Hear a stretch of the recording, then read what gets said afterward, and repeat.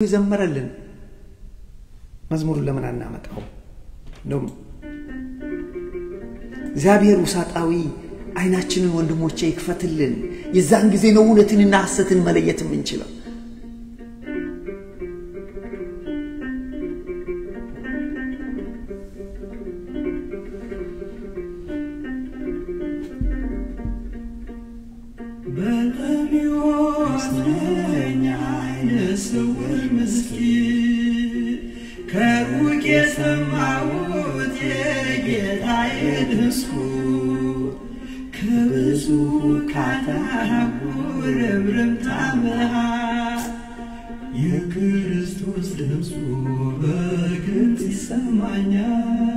ሰማናል ነው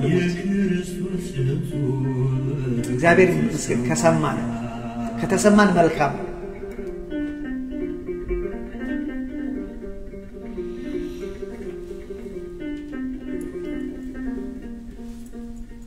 የልቦና ፈጽሞ ታውሯል የልቦና ፈጽሞ ታውሯል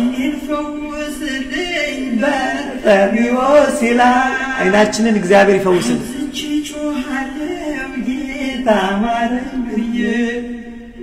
በውስጤ የታየ ሲምረኝ ጌታዬ በውስጤ የታየ ሲምረኝ ጌታዬ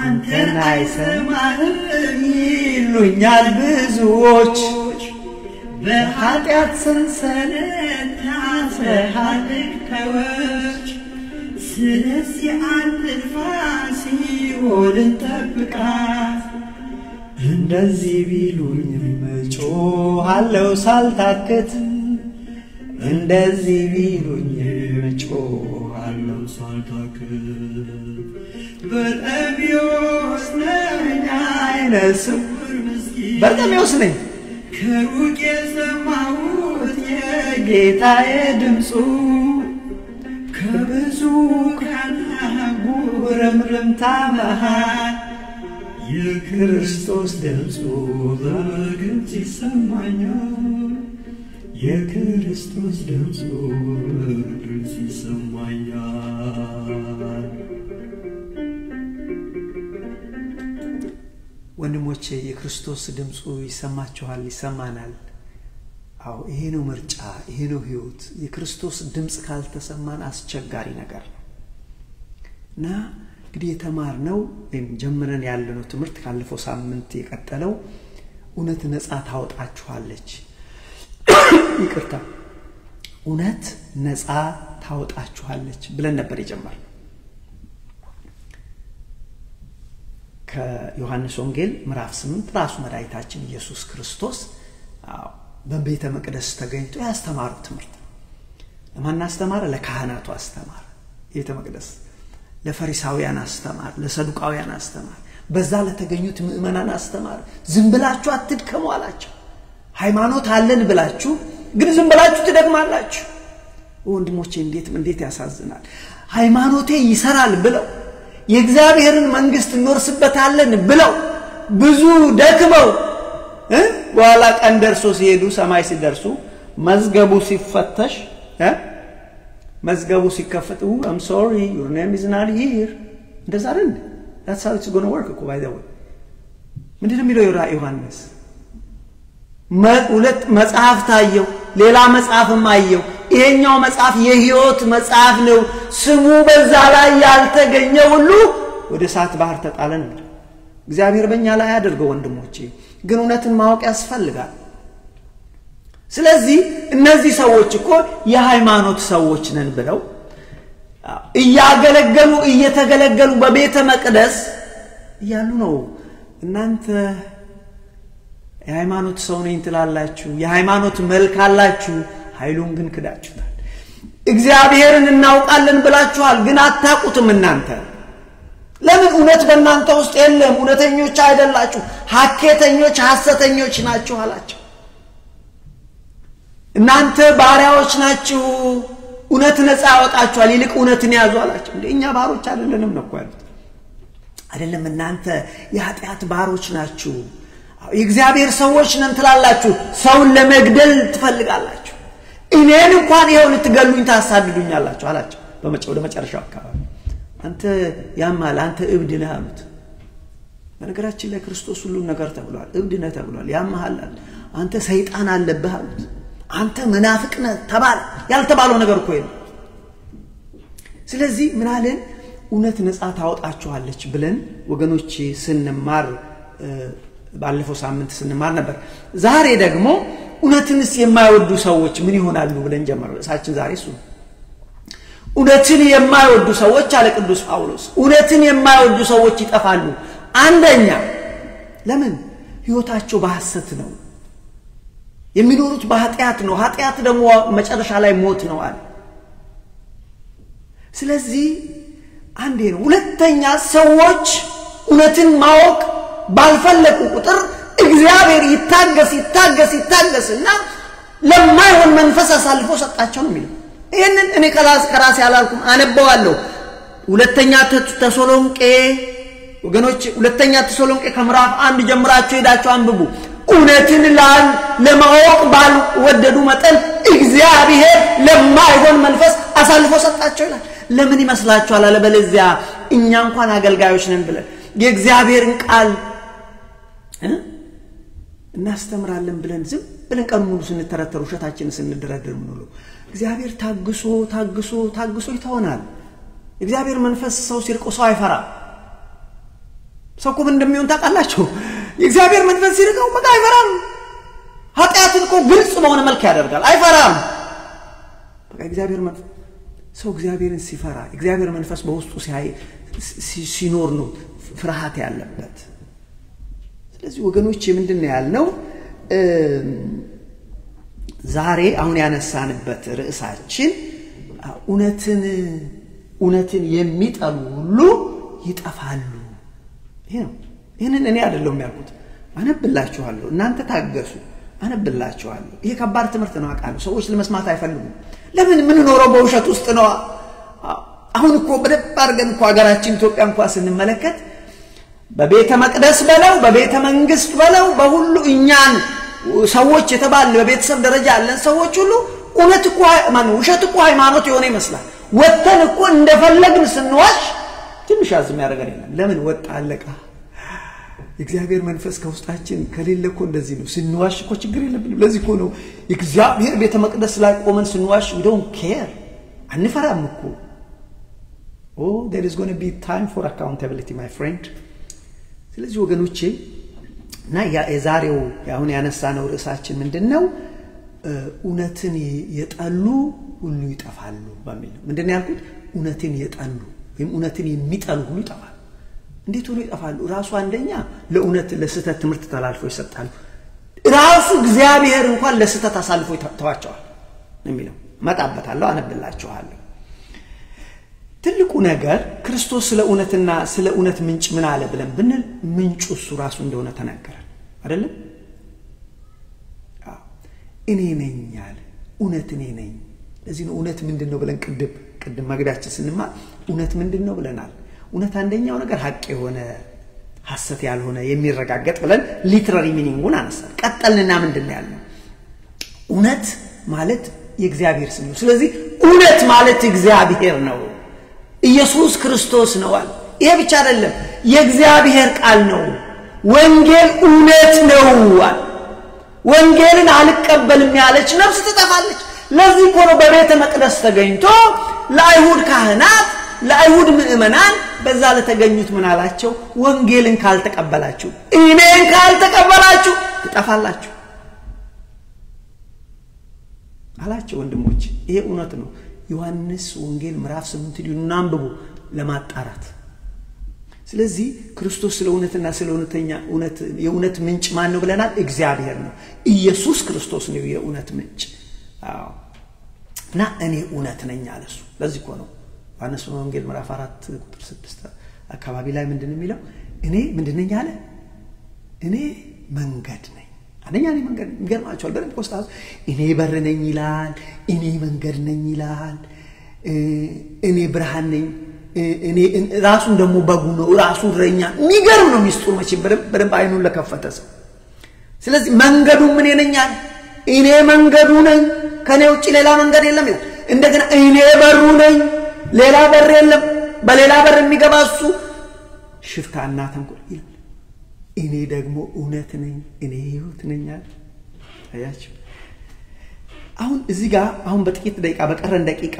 የምንማረው የዛሬው ርዕስ ጋር የተያያዘው እውነትን ባናገኛት እውነትን ባንይዛት what will happen to us ምን ይሆንብናል that's very scary I can tell you that እውነትን ባንፈልጋት እውነትን ባንይዛት እንጠፋለን እውነትን ባናገኝ እውነትን ባንወዳት ጉዳቱ ምንድነው ብለን ብንል መጥፋት አለ ወንድሞቼ ለዚህ ነው ርዕሳችን ምንድነው እውነትን የጠሉ ሁሉ ይጠፋሉ ይሄ የኔ ቃል አይደለም ቅዱስ ጳውሎስ በመንፈስ ቅዱስ ተሞልቶ አሁን በማነበው በሁለተኛ ተሰሎንቄ ምዕራፍ 2 ጀምራችሁ ምዕራፍ 2 ሙሉን አንብቡ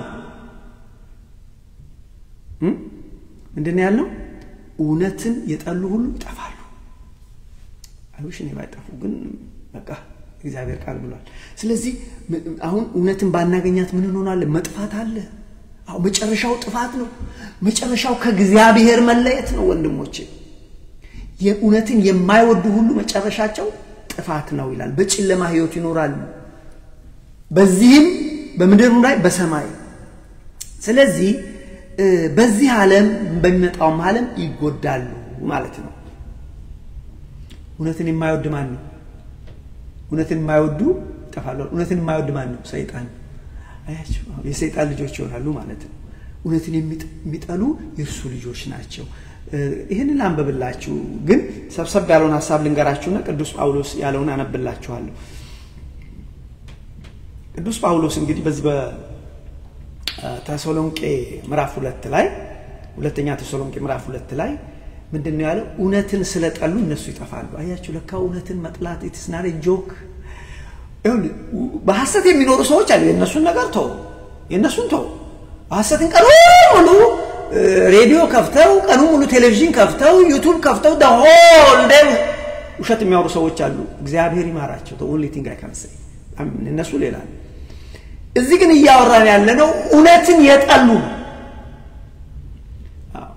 እውነትን ያልወደዱ እውነትን ያልፈለጉ ለማግኘት ያልጣሩ እውነትን ስለጠሉ እነሱ ይጠፋሉ ይላል የጥፋት ልጅም የሚጠፉትን ሰዎች በልዩ ልዩ ነገርና በልዩ ምልክት ጭምር በማሳየት የሚጠፉትን ሰዎች ያታልላቸዋል የጥፋት ልጅ ይገለጣል ይላል ስለዚህ እዚህ ጋር ምንድነው የሚለው እውነትን አልወደዱምና አንደኛ የጥፋት ልጅም ያታልላቸዋል ሁለተኛ እግዚአብሔር ይታገሳቸዋል በጣም ይታገሳል በጣም ይታገሳል ከታገሰ በኋላ እውነትን አልወደዱምና እግዚአብሔር ይተዋቸዋል የስተትን ኃይል ይሰድባቸዋል ይላል አንዳንዶቻችሁ ለመቀበል ይከብዳቸዋል አይደለም ይሄ ግን እውነት ነው ሮሜም ላይ ሄዳችሁ ሮሜ ምዕራፍ 1 ላይ አንብቡ እግዚአብሔርን እንደ እግዚአብሔርነቱ አላመኑምና እግዚአብሔርን እንደ እግዚአብሔርነቱ አላከበሩትና ለማይሆን መንፈስ አሳልፎ ሰጣቸው እነሱ ፍጡሩን አመለኳል እንስሳት በአራት እግር የሚሄደው ወዘተረፈ ጣዖትን አመለኩ አለ ስለዚህ እግዚአብሔርን እንደ እግዚአብሔርነቱ ስላላመለኩት ስላልፈሩት እግዚአብሔር ለማይሆን መንፈስ አሳልፎ ሰጣቸው ይላል ይሄ እውነት ነው ጣዖትን የሚያመልኩ ሰዎች ወገኖቼ ችግር ነው ጣዖት ምንድነው ባይ ዘ ወይ ምንድነው እሱ ጣዖት ትላንትና ሰናፍጭ ቅንጣት በመትባል ጥቂት የአገልግሎት ፕሮግራም አለች በዊክ ዴይስ እና ስላምልኮት ከንቱ አምልኮት በሚል ስንማር ነበር ምንድነው እሱ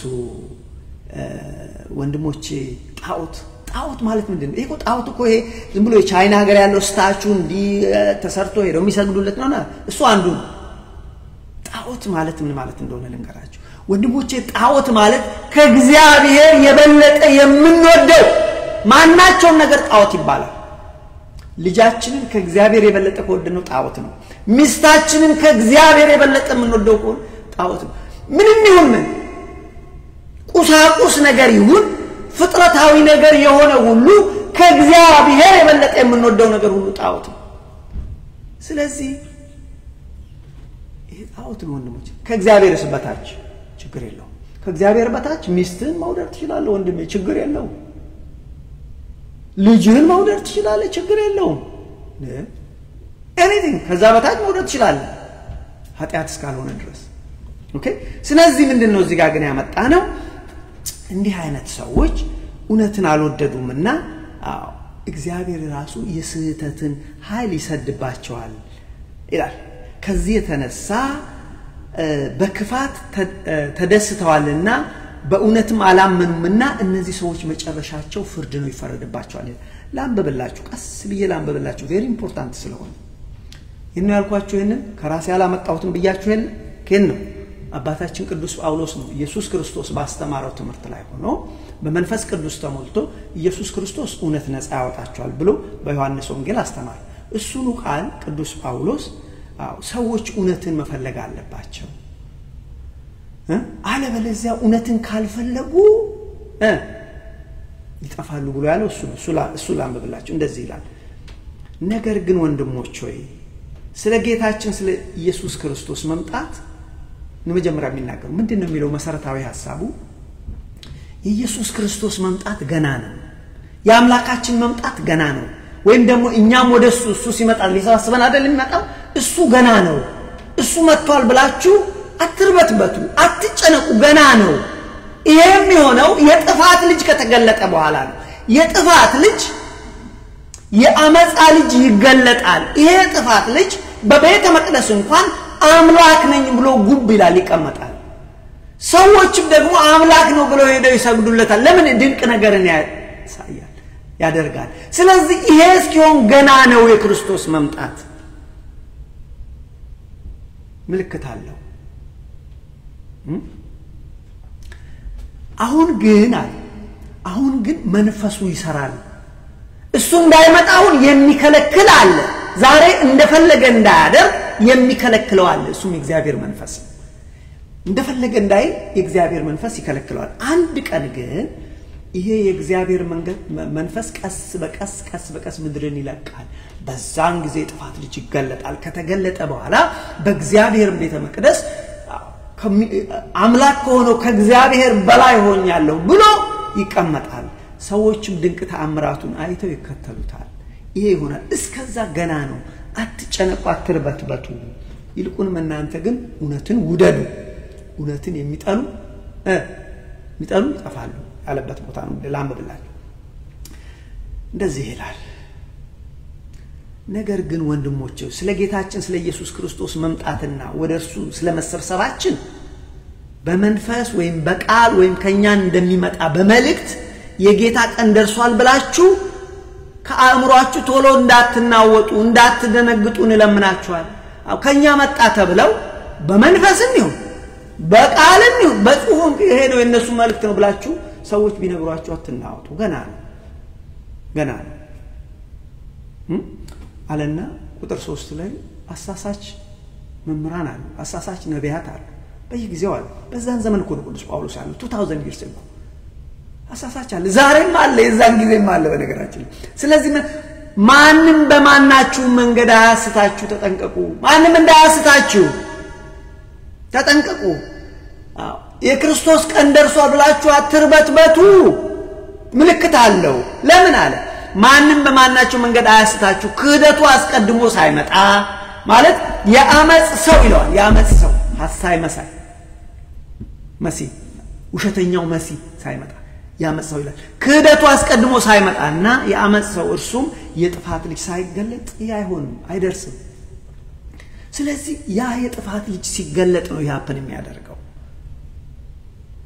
ካለ በኋላ የጥፋት ልጅ ሳይገለጥ አይደርስም ይሄ ጥፋት ልጅ ሲገለጥ እንደዚህ ያደርጋል እኔ እግዚአብሔር ነኝ ብሎ አዋጅ እየነገረ በእግዚአብሔር ቤተ መቅደስ እስኪቀመጥ ድረስ አምላክ ከተባለው ሁሉ ሰዎች ከሚያመልኩት ከእግዚአብሔር በላይ ማለት ሁሉ በላይ ራሱን ከፍ የሚያደርግ ተቋሚ እሱ ነው እሱ እስኪመጣ ድረስ ገና ነው ነገረ ምጽአቱ ገና ነው ምጽአቱ አትረበሹ ልና አሁን እሱ እንዳይመጣ የሚከለክለው አለ የእግዚአብሔር መንፈስ አለ ሲል ይሄን ነገር ባለፈው ነግራችኋለሁ ይላል ቁጥር 5 ላይ ገና ከናንተ ጋር ሳለው ይሄንን እንዳልኳችሁ ትዝ አይላችሁምን? በገዛ ራሱ ጊዜ ይገለጥ ዘንድ ጊዜ ያለው የሚገለጥበት ጊዜ። ምክንያቱም ዛሬ የከለከለ አለ፣ እግዚአብሔር አለ። እግዚአብሔር መንፈሱን ሲያነሳ ያን ጊዜ ግን ይሆናል ይላል። በገዛ ራሱ ጊዜ ይገለጽ ዘንድ የሚከለክል አሁን ታውቃላችሁ። የአመጽ ምስጢር አሁን ይሰራል። ነገር ግን አሁን ግን መናፍስቱ ግን ይሰራሉ። የአመጽ መስመር አሁን ይሰራል። ብቻ ከመንገድ እስኪወገድ ድረስ አሁን የሚከለክል አለ። አያችሁ፣ አሁን የሚከለክል አለ። በዚያን ጊዜ ይላል ጌታ ኢየሱስ በአፉ መንፈስ የሚያጠፋው ሲመጣም በመገለጡ የሚሽረው አመፀኛ ይገለጣል ካለ በኋላ እኔ ፈለኳት እቺ ቁጥር 10 ይድኑ ዘንድ ያልፈለጉ ይድኑ ዘንድ የእውነትን ፍቅር ስላልተቀበሉ ለሚጠፉ የእርሱ መምጣት በተአምር ሁሉና በምልክቶች በሐሰተኛ በድንቅ በአመፃ መታለል ሁሉ እንደ ሰይጣን አሰራር ይሆናል ወይም ያደርጋል።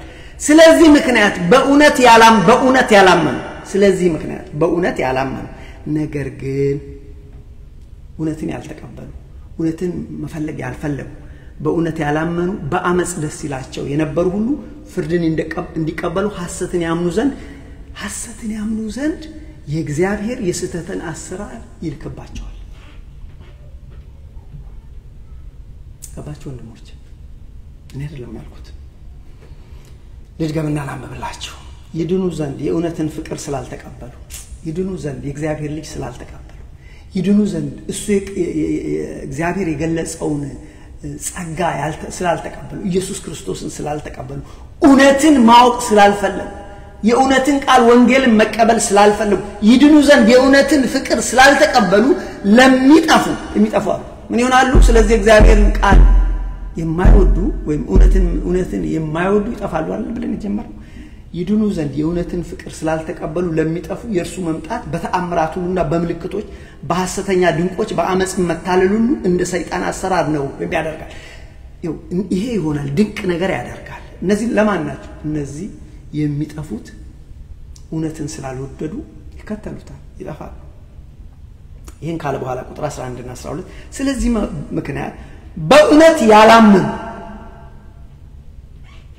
እውነትን ያልፈለጉ እውነትን ያልያዙ በእውነት ያላመኑ ነገር ግን በአመጻ ደስ ይላቸው የነበሩ በአመጽ ክርስቲያኖች ነን ይያሉ በአመጽ ደስ የሚላቸው ሰዎች የእግዚአብሔር ሰው ነን ይያሉ በአመጽ ደስ የሚላቸው ሰዎች የነበሩ ሁሉ ፍርድን እንዲቀበሉ ሐሰትን ያምኑ ዘንድ እግዚአብሔር የስተትን አሰራር ይልክባቸዋል። ራሱ እግዚአብሔር እነዚህ ሰዎች እግዚአብሔር በትዕግስት ይጠብቃቸዋል፣ በንስሐ እንዲመለሱ ይጠብቃቸዋል። ግን የማይመለሱ ሲሆኑ በሐሰት እንዲያምኑ እግዚአብሔር ይተዋቸዋል። ወንድሞቼ ዛሬ ራሳችንን እንመርምር። ይድኑ ዘንድ የእውነትን ፍቅር ስላልተቀበሉ ለሚጠፉ ለነሱ እግዚአብሔር ራሱ ሐሰትን ያምኑ ዘንድ እግዚአብሔር የስተትን አሰራር ይልክባቸዋል።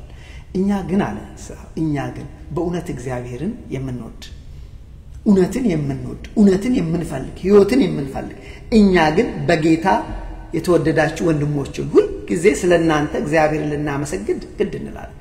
እንደ እግዚአብሔር ፈቃድ የሚሄዱ ሰዎች ስለሆኑ ስለናንተ እግዚአብሔርን እናመሰግናለን። ስለ እውነት የምትሄዱ ናችሁና እኛ ግን በጌታ የተወደዳችሁ ወንድሞች ሁሉ ጊዜ ስለናንተ እግዚአብሔርን ልናመሰግን ግድ አለብን። እግዚአብሔር በመንፈስ ቅዱስ እውነትንም በማመን እናንተ እውነትንም በማመን ለመዳን እንደ በኩራት መርጧችኋልና እናንተ የተመረጣችሁ ናችሁ። እንደ በኩር ልጅ የተመረጣችሁ ናችሁ። እውነትንም በማመን ለመዳን እንደ በኩር ለመዳን እንድትድኑ የዘላለም ሕይወትን እንድታገኙ የተመረጣችሁ ናችሁ። ለመዳን እንደ በኩራት መርጧችኋልና ስለዚህ የጌታችን ኢየሱስ ክርስቶስ ክብር ለማግኘት በወንጌል ጠራችሁ። እንግዲያስ ወንድሞቼ እናንተ ጸንታችሁ ቁሙ፣ በእውነት ጸንታችሁ ቁሙ። እውነትን ፈልጓት፣ እውነትን አገኟት፣ እውነትን ውደዷት፣ በእውነት ኑሩ። በዚህ ውስጥ በነገራችን ላይ ትምህርቱን እየተቀለልኩ ሰዓቴ ስለሄደ ሰዓቴ ስለሄደ ትምህርቱን እየተቀለልኩ ሄዳለሁ። እዚህ ጋር ባትሪ አልቋል እያለኝ ነው። እዚህ ውስጥ የተነሱ 7 መሰረታዊ ነጥቦች አሉ። በሩጫ እነሱ ብያቸው ልዝጋ። አንደኛ ምንድነው እዚህ መልእክት ውስጥ ሁለተኛ ተሰሎንቄ ምዕራፍ 2 ከቁጥር 1 ጀምሮ ያለው መልእክቱ ምንድነው? 7 መሰረታዊ መልእክቶች አሉ። አንደኛ የጌታ ቀን ቀርቧል ብላችሁ አትናወጡ። የክርስቶስ መምጣትና የኛም ወደሱ መሰብሰብ ገና ነው። በአእምሮአችሁ አትናወጡት፣ ገና ነው፣ ምልክት አለው። በዚህ ጊዜ ግን እናንተ ማወቅ ያለባችሁ ማንንም እንዳያስታችሁ ተጠንቀቁ። ሞኝ አትሁኑ፣ አረጋግጡ። ሐሰተኛ መምህራን፣ ሐሰተኛ ነቢያት፣ ሐሰተኛ ሰዎች አሉ። ማንንም እንዳያስጠንቀቁ። እውነተኛው ክደት ልጅ ሳይመጣ ያመጽ ልጅ ሳይገለጥ ይሄ አይሆንም። እውነተኛ የክደት ልጅ ሐሳይ መሳይ መሲሁ ውሸተኛው መሲህ ይገለጣል። እሱም አምላክ ነኝ ብሎ በቤተ መቅደስ እስኪቀመጥ ድረስ ይሄ የክርስቶስ መምጣት አይሆንም። ይሄ እንዳይሆን አሁን የሚከለክላል። የእግዚአብሔር መንፈስ ይከለክለዋል። ይሄ ነገር አሁን እንዳይሆን አሁን ራይት ነው። ይሁን እንጂ ግን የሱ ኤጀንቶች አሉ። መናፍስት ግን ምድሪቷን ሞልተዋል አሉ። ሰውን የሚያሳስቱ ግን አሉ። ነገር ግን የአመጽ ሚስጥር አሁን እየሰራ ይገኛል። የአመጽ ሚስጥር አለ። ዋናው ነው ያልተገለጠ። ይሄም ደግሞ የአመጽ ልጅ ሲገለጥ ምንድነው የሚያደርገው? ልዩ ልዩ ድንቅ ተአምራትን ያደርጋል። ተአምራትን ያደርጋል፣ ድንቆችን ያደርጋል። እናንተ ግን በተአምራት ትደነቁ።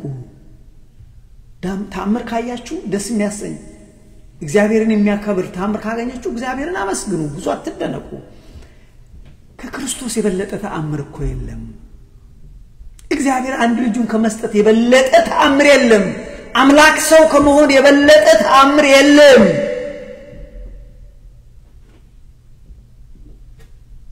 ይልና አምስተኛው ደግሞ እነዚህ ሰዎች ይድኑ ዘንድ የእውነትን ፍቅር ያልተቀበሉ ይድኑ ዘንድ እውነትን ስላልፈለጉ መጨረሻቸው ይጠፋል። እናንተ ግን እውነትን በማመናችሁ ለመዳን እንደ በኩራት ናችሁ፣ የመጀመሪያ የሚድኑት ናችሁ። እናንተ ግን እንደ እግዚአብሔር ሐሳብ የሄዱትን እውነትን የወደዱትን ሰዎች እናንተ ግን እውነትን በማመናችሁ ለመዳን በኩራት እንደ በኩራት ተመርጣችኋል ካለ በኋላ የጌታችን የኢየሱስ ክርስቶስ ክብር ለማግኘት በወንጌል እግዚአብሔር ራሱ ጠርቷችኋል ይላል። ስለዚህ ወገኖቼ እዚህ ጋር ላቁመው ሰዓት ስለሄደ አሁን እዚህ ጋር እንደሚነሳ ጥያቄ እውነት ለመሆኑ እንዴት እናቃታለን? how do we know? እንዴት እናቃለን እውነትን? ወይ ደግሞ እንዴት እናገኛታለን? ይቻላል። የሚቻለው ግን እውነትን ለማወቅ አንደኛ እግዚአብሔርን ማወቅ፣ እግዚአብሔርን ለማወቅ ደግሞ የእግዚአብሔርን ቃል እውነት የተባለውን የእግዚአብሔርን ቃል መማር፣ ማወቅ፣ ገንዘብ ማድረግ፣ ከእግዚአብሔር ጋር ቁርጥ ጉድኝነት ማለት ቁርጥ ዝምድና፣ ከእግዚአብሔር ጋር መጣበቅ። እግዚአብሔር እኮ አምላካችን፣ እግዚአብሔር እኮ ፈጣሪያችን፣ እግዚአብሔር እኮ አባታችን። እሱ ወዶ ፈቅዶ አባታችን፣ እሱ ወዶ ፈቅዶ ወዳጃችን ሆነ፣ እሱ ወዶ ፈቅዶ ጓደኛችን። እናንተ ወዳጆቼ ናችሁ። እሱ ወዶ ፈቅዶ ወንድማችን ጭምር ሆነ፣ በነገር ሁሉ ወንድሞችን መሰለ። ስለዚህ ወገኖቼ ከእግዚአብሔር ጋር ቁርጥ ዝምድና፣ ቁርጥ ግንኙነት ያስፈልጋል። በቃሉ መኖር ያስፈልጋል። ቃሉን መማር፣ በቃሉ መኖር ያስፈልጋል። ከእግዚአብሔር ጋር በጸሎት መጣበቅ ያስፈልጋል። በዛን ጊዜ እንዲህ ሲሆን ሐሰትንና እውነትን መለየት እንችላለን።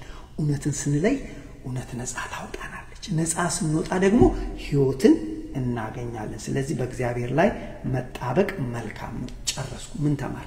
በሁለት ደቂቃ ልጨርስ። ምን ተማር? ስለ እውነት ተማር። እውነት ነፃ ታወጣለች። እውነት እግዚአብሔር ነዋል። እውነት እግዚአብሔር ነዋል። እውነት ክርስቶስ ነዋል። እውነት የእግዚአብሔር ቃል ነዋል። እውነትን ስናቃት ነፃ ታወጣናለች። ነፃ ስንወጣ ሕይወትን እናገኛለን ብለን ተማር። ስለ እውነት ትርጉም ተማር። የእውነት ምንጩ ራሱ እግዚአብሔር ነው። አንደኛ ራሱ እግዚአብሔር ስሙ ነው፣ እውነት ይባላል። ምንጩ እሱ ነው። የሐሰት ምንጩ ዲያብሎስ። ዲያብሎስ ደግሞ ከመጀመሪያም ጀምሮ የሐሰት አባት ነው። የመጀመሪያ ቋንቋው ሐሰት ነው ብለን ተማር። ዛሬ መጨረሻ ላይ ተማርነው ምንድነው? እውነትን የሚጠሉ ሰዎች ክርስቲያን ነን እያሉ የሃይማኖት ሰዎች ነን እያሉ እውነትን የሚጠሉ እውነትን መስማት የማይፈልጉ ሰዎች ይጠፋሉ። እግዚአብሔር ራሱ ይታገሳቸው የንስሐ ጊዜ ይሰጣቸው ይታገሳቸው ከዛስ በኋላ ለማይሆን መንፈስ አሳልፎ ይሰጣቸዋል ይላል ሮሜ ምዕራፍ 1 እና ተሰሎንቄ ምዕራፍ 2ኛ ተሰሎንቄ ምዕራፍ 2 አንብቡ ነው ያደለው ያልኩት እግዚአብሔር ታግሱ ካልሆነ አሳልፎ ይሰጣቸዋል ምን እናድርግ ጨርሱ ምን እናድርግ ወንድሞቼ አንደኛ እውነትን እንፈልጋት እውነትን እንወደዳት ከዛ በእውነት እንኖር የዛን ጊዜ እውነት ነፃ ታወጣናለች የዛን ጊዜ ሕይወትን እናገኛለን ያስተማረን የመከረን የአባቶቻችን አምላክ እግዚአብሔር ስሙ ከአጽናፍ እስከ አጽናፍ የከበረ የተመሰገነ ይሁን ወንድሞቼ ትምህርቱን ከወደዳችሁት ትምህርቱ መልካም ነው ካላችሁ እግዚአብሔር ይከብርበታል ካላችሁ ሰብስክራይብ ለሌሎች ሼር ብታደርጉ መልካም ሌላ ጊዜ እንድታገኙ ሰላም እግዚአብሔር ይብዛላችሁ ሰላም አሜን